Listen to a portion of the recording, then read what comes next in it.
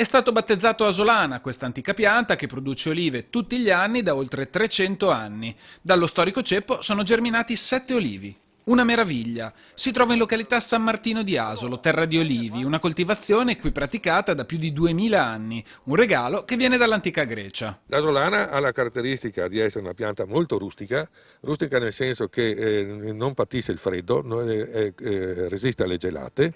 Quanti anni ha questa pianta qua? Questa pianta è attorno ai 400 anni, guardando bene dal diametro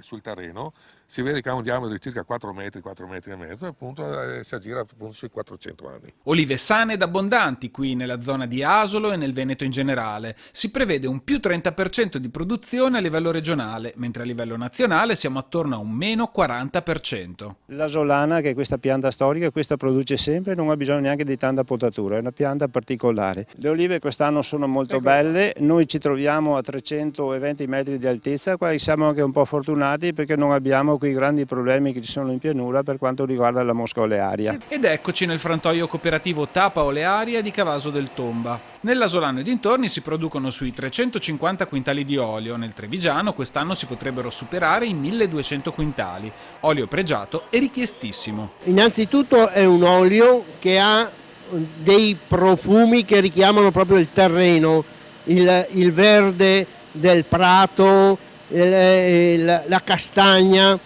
In più c'ha sia i perossidi che l'acidità di questo olio della nostra pedemontana trevigiana è molto basso, per cui la qualità dell'extravergine di oliva è veramente pregiato.